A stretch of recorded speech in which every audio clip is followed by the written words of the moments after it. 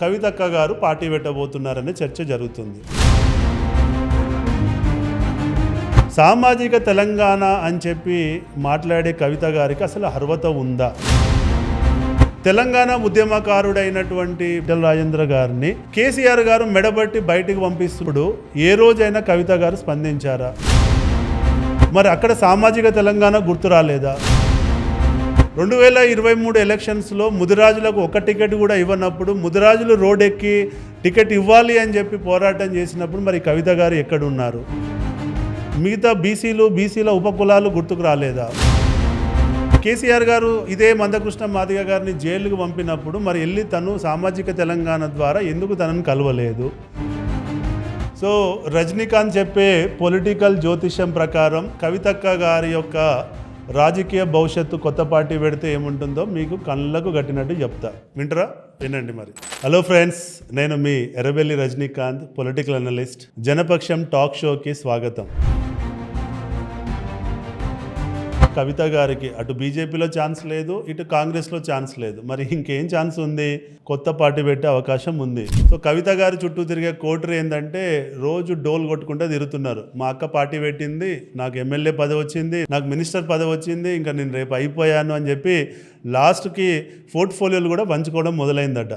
మరి మా అక్కగారు ఏం పార్టీ పెడుతున్నారని చూస్తే తెలంగాణ బహుజన రాష్ట్ర సమితి, అంటే టీఆర్ఎస్నే కొంచెం మార్చి తెలంగాణ బహుజన రాష్ట్ర సమితి అంటే DBRS అట. సో తెలంగాణ రాష్ట్ర బహుజన సమితి అనేటువంటి సామాజిక తెలంగాణ అనే లక్ష్యం పెట్టుకొని కవితక్క గారు పార్టీ పెట్టబోతున్నారనే చర్చ జరుగుతుంది. మరి ఇలా ఈ అంశంపై కనుక పార్టీ పెడితే, సామాజిక తెలంగాణ అనేటువంటి అంశంపై పార్టీ పెడితే కవిత గారి యొక్క జాతకం ఏంటి అనేది యాజ్ ఎ రజనీకాంత్ నేను చెప్పాలనుకుంటున్నాను. సో రజనీకాంత్ చెప్పే పొలిటికల్ జ్యోతిష్యం ప్రకారం కవితక్క గారి యొక్క రాజకీయ భవిష్యత్తు కొత్త పార్టీ పెడితే ఏముంటుందో మీకు కళ్ళకు కట్టినట్టు చెప్తా. వింటరా? వినండి మరి. సో పార్టీ పెట్టాలి అని అంటే ఫస్ట్ ఒక ఎజెండా ఉండాలి. సో ఈ మధ్యలో కవిత గారు బీసీ వాదము, సామాజిక వాదం అని చెప్పి పెద్ద పెద్ద వర్డ్స్ మాట్లాడుతుండడం మనం చూస్తున్నాం. సామాజిక తెలంగాణ అని చెప్పి మాట్లాడే కవిత గారికి అసలు అర్హత ఉందా అనేది నేను ఇప్పుడు చెప్పబోతున్నా.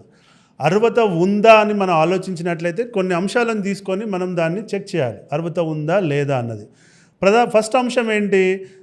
తెలంగాణ ఉద్యమకారుడైనటువంటి ఈటెల రాజేంద్ర గారు తను ఎంతో కష్టపడి పార్టీని నిర్మాణం చేసిన ఈటెల రాజేంద్ర గారిని కేసీఆర్ గారు మెడబట్టి బయటికి పంపిస్తున్నారు. ఇప్పుడు ఏ రోజైనా కవిత గారు స్పందించారా? ఏ రోజైనా జరుగుతుంది తప్పు అని చెప్పి మాట్లాడిన సందర్భం మనం చూసామా? చూడలేదు. 2023 ఎలక్షన్స్లో ముదిరాజులకు ఒక టికెట్ కూడా ఇవ్వనప్పుడు ముదిరాజులు రోడ్డెక్కి టికెట్ ఇవ్వాలి అని చెప్పి పోరాటం చేసినప్పుడు మరి కవిత గారు ఎక్కడున్నారు? ఈ సామాజిక తెలంగాణ గుర్తు రాలేదా? తను ప్రాతినిధ్యం వహించినటువంటి నిజామాబాద్ పార్లమెంట్లో 7 అసెంబ్లీ కాన్స్టిట్యున్సీలు ఉంటే అందులో 7 5 కాన్స్టిట్యున్సీలు ఫార్వర్డ్ క్యాస్ట్కే ఇవ్వడం జరిగింది. మరి అక్కడ సామాజిక తెలంగాణ గుర్తు రాలేదా? మిగతా బీసీల ఉపకులాలు గుర్తుకు రాలేదా?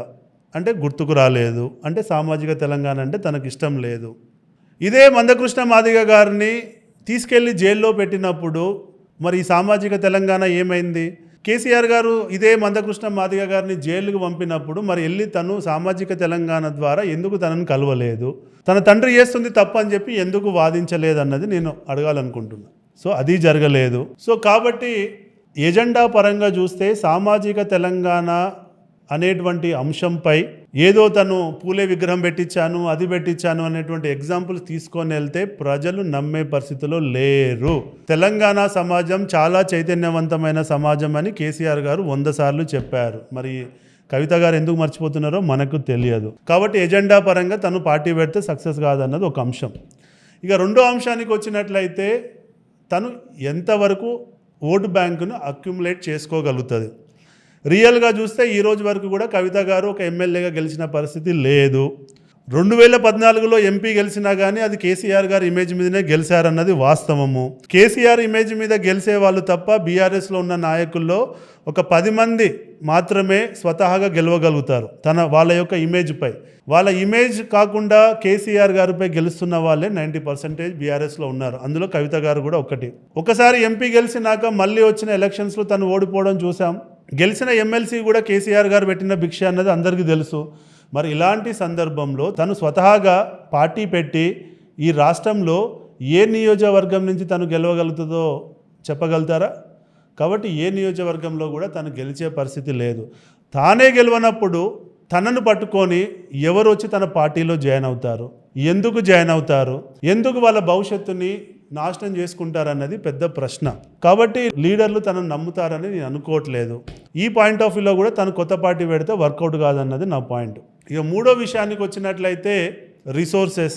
సో రిసోర్సెస్ పరంగా ఇవాళ పార్టీ పెట్టి నడపాలంటే అది కొన్ని వేల కోట్ల పరిస్థితి. ఆల్రెడీ ఈడీ రైడ్లో ఆల్రెడీ లిక్కర్ స్కామ్లో ఇరుక్కున్న కవిత గారు మీద ఈడీ మానిటరింగ్ ఉంటుంది. కాబట్టి తన దగ్గర ఉన్న వనరులు కూడా బయటికి తీసి విచ్చలవిడిగా ఖర్చు పెట్టే పరిస్థితి ఉండదు. కాబట్టి రిసోర్సెస్ పరంగా కూడా తను బ్లాక్ అయినట్లే. మరి తను ఒకవేళ పార్టీ పెడితే బీఆర్ఎస్లో నుంచి ఒక 20-30 మంది ఎమ్మెల్యేలు వస్తారా అంటే డౌటే. ఎందుకంటే కేసీఆర్ కేటీఆర్ గారు ఉన్నాక వాళ్ళని వదిలిపెట్టి కవిత వెనకాల వెళ్ళడానికి నాకు ఒక రీజన్ కూడా కనబడట్లేదు. కాబట్టి ఉన్న ఎమ్మెల్యేలను కూడా తను తెచ్చుకోలేదు. కాబట్టి ఈ అన్ని అంశాల పరంగా మనం చూసినట్లయితే ఏదో ఆ పక్కకున్న భజన బ్యాచ్ అక్క సీఎం అని చెప్పి నినాదాలు ఇచ్చినంత మాత్రాన తను పార్టీ పెట్టలేదు. పార్టీ పెడితే తను ముందుకు వెళ్ళలేదు. అటు కవిత గారికి బీజేపీలోకి ఎంట్రీ లేదు, అటు కవిత గారికి కాంగ్రెస్లోకి ఎంట్రీ లేదు. స్వతహాగా కవిత గారు పార్టీ పెడితే బతికే పరిస్థితి లేదు అనేటువంటి కంక్లూజన్కి అయితే మనం వచ్చినాం కదా. కాబట్టి ఉన్న ఆప్షన్స్లలో బెటర్ ఆప్షన్ ఏంటంటే తను కేసీఆర్ గారితో ప్రయాణం చేయడం, ఉన్న బీఆర్ఎస్ పార్టీలో ఏదన్నా మంచి పదవి తెచ్చుకొని కష్టపడి పనిచేస్తే భవిష్యత్తు ఉంటుందని నేను అనుకుంటున్నా. వాళ్ళ అన్నకు హెల్ప్ చేస్తే కనీసం ఫస్ట్ టర్మ్ వాళ్ళ అన్న సీఎం అయినా సెకండ్ టర్మ్ అయినా తను సీఎం అయ్యేటువంటి అవకాశాలు ఉంటాయన్నది ఒక విశ్లేషకుడుగా కన్స్ట్రక్టివ్గా నేను చెప్పాలనుకుంటున్న పాయింట్. ఇందులో ఎలాంటి ఏం లేదు. సో తన భవిష్యత్తు కోసమే ఈ విశ్లేషణ చేయడం జరిగింది. ఈ విశ్లేషణ చూసైనా తను ఒక మంచి ఆప్షన్ తీసుకుంటుందని కోరుకుంటున్నా.